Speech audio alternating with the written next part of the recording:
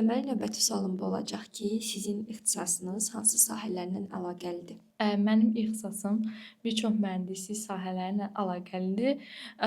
Kimya, neft, qaz, robot və robot sistemləri mühəndisliyi, cihaz mühəndisliyi, kompüter mühəndisliyi, elektrik mühəndisliyi kimi və elektronika mühəndisliyi kimi mühəndislik sahələrinin sıx əlaqədardır. Çünki onun fundamental baza bilikləri olan fənləri biz tədrisimizdə keçiririk və görürəm ki, həqiqətən də həmin tələbələrin keçdiyi fənləri biz də keçiririk və onların öyrəndiyi və o fənlərdən qazandığı bacarıqları biz də qazanırıq.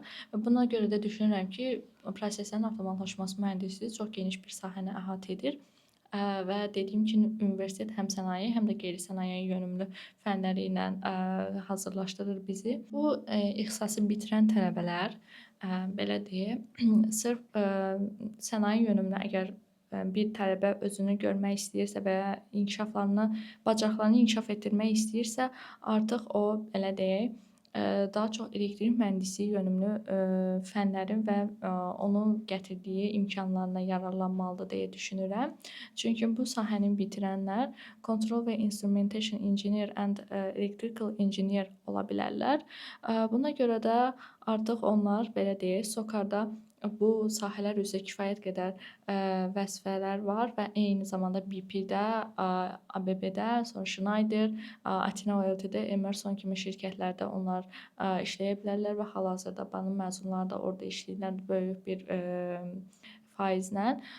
Bundan əlavə qeyri-sənaye sektoru da var ki, bunlara mən daha çox bankları misal göstərərdim. Banklarda hal-hazırda məşhur olan RPA, yəni Robotics Automation Engineer kimi ixtisaslar açılıb. Proseslərin avtomatlaşması mühəndisliyi ixtisasından məzun olan bir tələbə bu sahədə və bununla bağlı olan bütün sahələrdə developer kimi, back-end, front-end və yaxud da ki, belə data analitik və data scientist vəzifələrində çalışa bilirlər.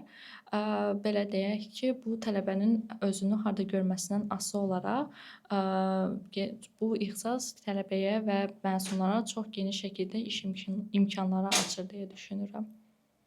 Çox sağ olun.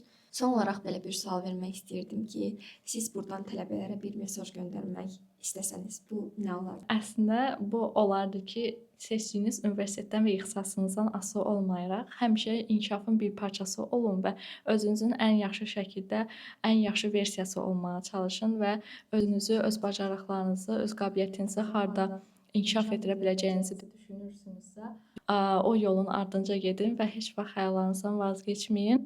Çünki siz və bu ixtisası seçən tələbələr olaraq həqiqətən dünyanın savadlı və praktik yönümlü, analitik düşüncəli və problemi anında həll etmə bacarığı olan mühəndislərə ehtiyacı var.